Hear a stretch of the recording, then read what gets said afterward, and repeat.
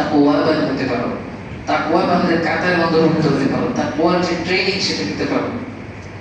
এই তাকওয়ার কথাই আল্লাহ তাআলা একদম সূরা বাকারার দ্বিতীয় আয়াতে বলছেন, যালিকাল কিতাবু লা রাইবা ফীহি হুদাল লিল মুত্তাকিন।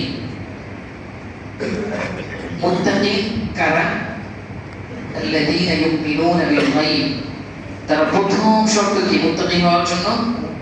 ইউমিনুনা বিল গায়ব, ঈমান বিল গায়ব। আল্লাহর রাসূল যা বলেছেন, যা করতে বলেছেন, আমি সব কিছুর পরিমাণ আনলাম। এটাই কি ঈমান বিল গায়ব।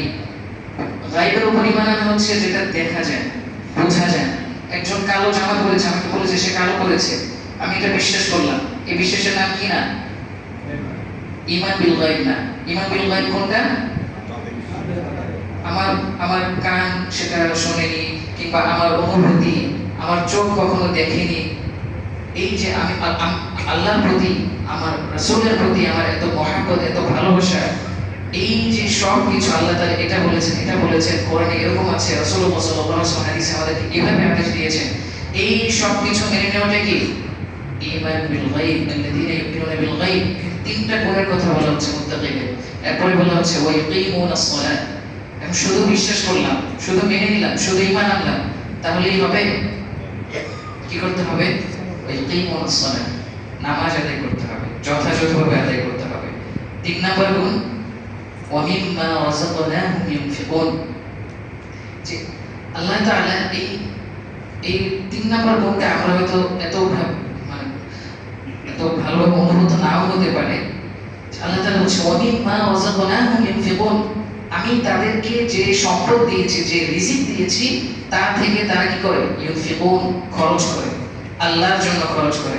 এটা আল্লাহ তাআলা মুত্তাকিদের গুণ বলার সময় শুরুতে এই তিনটা গুণের মধ্যে প্রথমে বলেছেন ঈমান বিল গায়ব, তারপর বলেছেন নামাজ পড়ো, তারপর বলেছেন তোমাকে যে আল্লাহ তাআলা রিজিক দান করলো, তোমাকে যে আল্লাহ তাআলা সম্পদ দান করলো, সেটা সম্পদ অর্থেরও হতে পারে, ইলমেরও হতে পারে। বুঝতে পেরেছি? নিজের যতটুকু সামর্থ্য আছে সেটা ইলম হতে পারে, সেটা সম্পদ হতে পারে।